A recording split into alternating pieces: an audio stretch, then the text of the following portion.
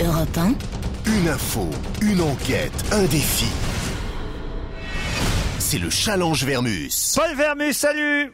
Salut, bonjour, ça va? Il y a de l'écho, vous êtes loin ou est-ce que vous êtes Paul? Je suis pas très loin, je suis du côté de la porte de Versailles. Ah oui, quand même. Ouais. On sent le grand reporter déjà qui a commencé à voyager parce que là, il y a pas mal de déplacements prévus pour vous dans les enquêtes que je vais vous confier, Paul. Vous savez combien j'aime voyager, surtout en début de semaine. Hein.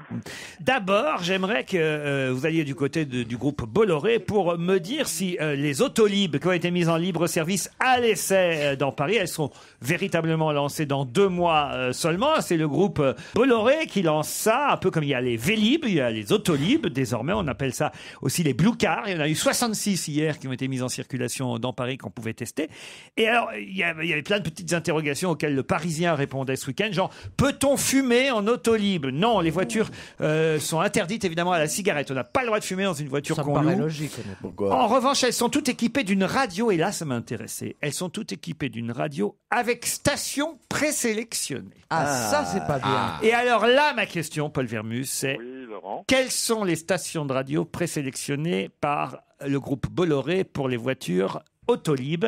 Est-ce que Europe 1, notre station, fait partie des radios présélectionnées? Et à quel C'est pas numéro? une enquête très difficile, il suffit d'un coup de téléphone. Vas-y, Paul.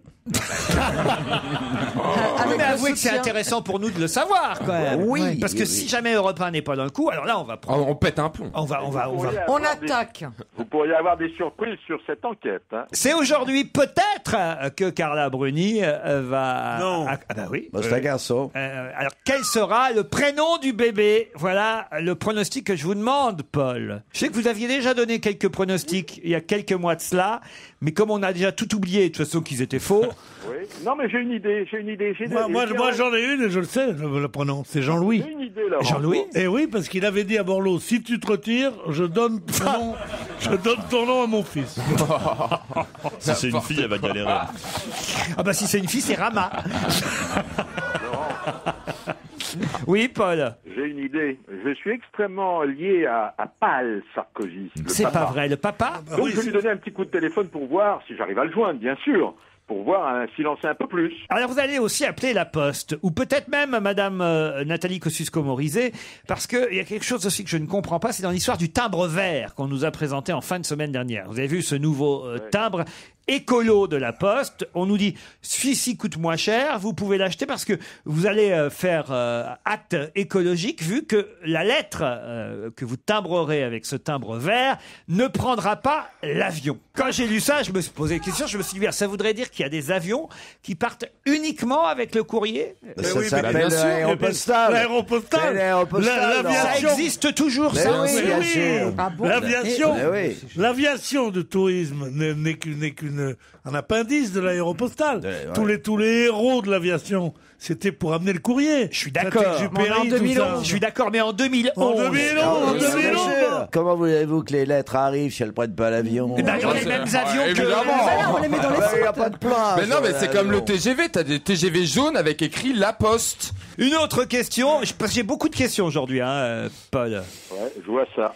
Qu'est-ce qui se cache derrière la non-candidature de Jean-Louis Borloo? Parce que ça, c'est pas possible comme ça, du jour au lendemain, il est renoncé. Il y a bien un truc, il y a bien une raison cachée qu'on ne nous dit pas. Une mallette. Abandonné en race campagne comme ça, Ramayad et les autres, c'est que quand même, il y a une raison, Paul. Qu'est-ce qui s'est passé? Quelle tractation ou quel problème d'ordre privé fait que d'un coup, Borloo décide à ne plus être candidat? Il s'est passé quelque chose, c'est incontestable. Hein. Mais non, c'est pas incontestable. Moi, Dieu sait que j'aurais pas voté pour Borloo. Le personnage m'amuse à moitié seulement. Je trouve pas qu'il ait beaucoup de charisme, mais je crois entièrement il se peut qu'il soit... Enfin, je crois qu'il est sincère. Il est sincère, il a fait ses comptes, il a vu qu'il n'aurait pas On est en début de mois. un score significatif. Il a vu qu'il lui restait que 68 000 euros pour finir le mois. Non, à mon avis, 78 000, je viens de recompter. il a dû négocier, à mon avis. Il s'est retiré, puis il va peut-être être Premier ministre si Sarkozy il est réélu. Non, il s'en fiche, Premier ministre. Il a négocié la mairie de Bordeaux avec Juppé et Sarkozy. Franchement, c'est pas une surprise parce que quand vous entendez tous les experts il y a 4 mois qui disaient tous, il ira pas jusqu'au bout. C'est vrai. Vous vous souvenez de ça ou pas? Le retour des people au Parc des Princes. Il paraît qu'il n'y avait pas assez de place pour tous les VIP hier au parc, que certains VIP n'ont même pas pu obtenir de place. Scandaleux. Alors moi j'aimerais savoir qui sont ceux qui étaient dans les gradins. Bon, il y a ceux qu'on a tous vus évidemment en regardant le match sur Canal+. Mais moi surtout ce qui m'intéresse c'est ceux qui n'ont pas pu rentrer. Ceux à qui on n'a pas pu obtenir de place. Vous leur faites la double peine. Non seulement ils ont été humiliés une fois en rentrant pas. Paul, je veux les noms avant 17h30.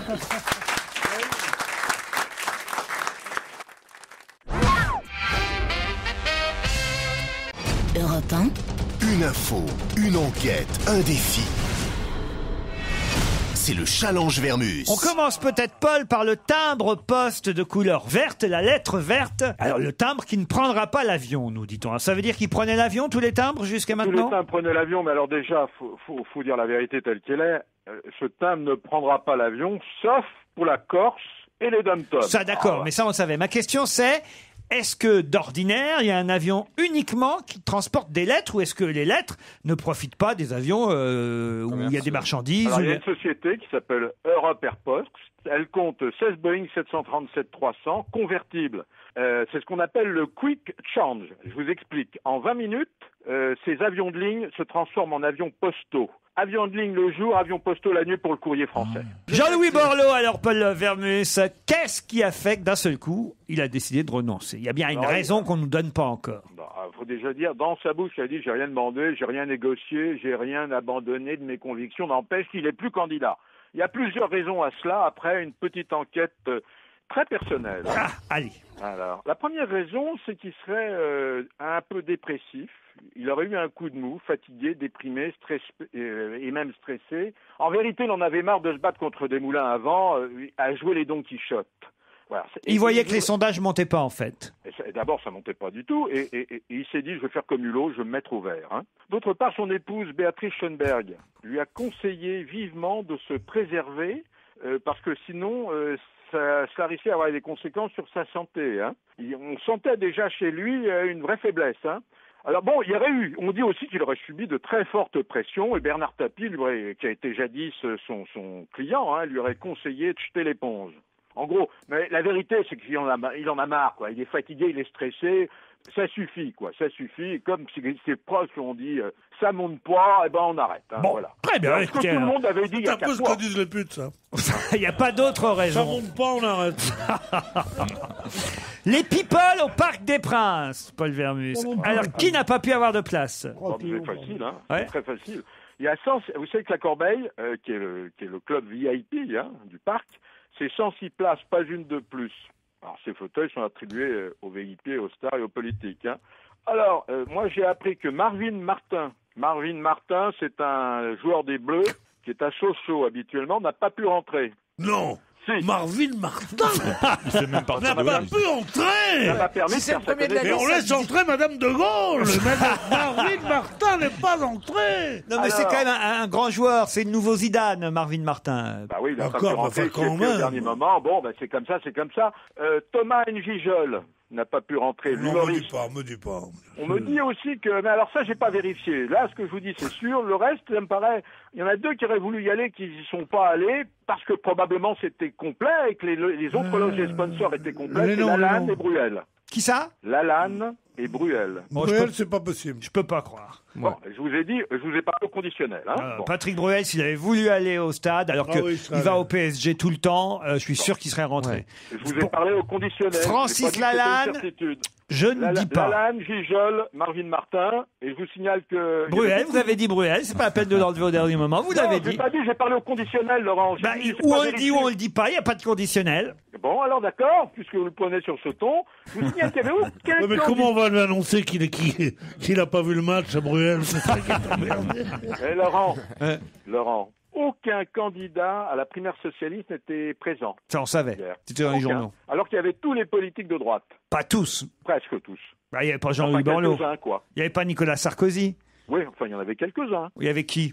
Bah, écoutez, moi, je vais vous le dire, il y avait Bachelot. Ouais. Hein, Il y avait Besson, Éric Besson, Ouais. Luc Châtel, Jeannette Bougrabe, Ouais. Marie-Luce Pinchard, c'est l'outre-mer. Hein. Il y avait David Douillet. Ah non, il n'était pas là. Ah, tu sais comment ça se fait? Oh, il va pas On au l'a pas stade, laissé lui. rentrer, mais- Parce qu'il mais n'y avait plus de autre place, chose à donc faire. 2 places pour lui, c'était trop.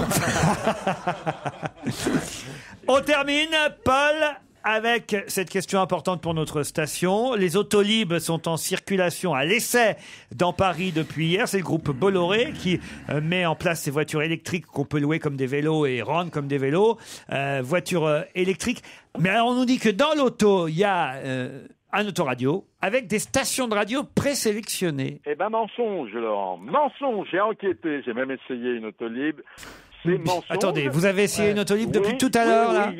oui, hier. Ah, hier. Et Oui, pourquoi dans vous ne mon l'avez pas quartier. dit tout à l'heure, alors? Bah, je gardais le meilleur pour la fin, pourquoi voulez-vous que je vous le dise Ah, tout de vous avez suite essayé une Autolib? Voilà, donc c'est facile, parce que pour moi l'enquête est plus facile. Si Ok. je vous dis j'ai essayé, vous m'enlevez l'enquête, vous m'en donnez une autre, c'est plus de travail. Alors, j'y arrive attendez. pas. Il y a combien de vitesses?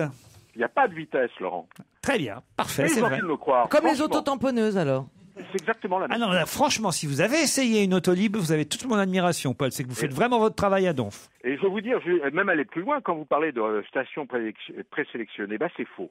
C'est-à-dire que vous avez bien une radio. Alors, si vous voulez, pour présélectionner une radio, vous appuyez longuement sur la touche de votre fréquence favorite. Oui, ça on sait, oui. Ouais, C'était on pas le la sait. question. Mais alors, ce qu'il y a d'amusant, Laurent, c'est qu'en montant dans l'Autolib, on connaît les goûts de l'utilisateur précédent. Il y a plusieurs stations présélectionnées ou pas? Aucune station présélectionnée. Vous vous amusez sur votre radio, vous choisissez ce que vous voulez. Non, mais la si vous ne question- faites pas l'effort de changer les sélections, il n'en demeure pas moins qu'il y a forcément 6 ou je ne sais pas combien, Ouais, ou ouais. 8 ou 12 Ouais. radios présélectionnées. Ce Oui, qu'il mais qui faudrait sont savoir- présélectionnés par le client Ce qu'il d'avant. faudrait Justement, savoir, non, c'est ma question aux c'est si premières le mises en client service. d'avant, il va pas forcément prendre le soin, s'il y a déjà 6 ou 8 stations qui sont offertes, il va pas forcément prendre le soin de changer les 6 ou 8 stations. Donc ma question, sur ma radio, c'est sur est-ce ma que radio. Europe 1 est au moins dans les 6 stations? Oui, Europe 1, Europe 1. Eh ben j'ai ma réponse, Je l'ai merci entendu. Paul.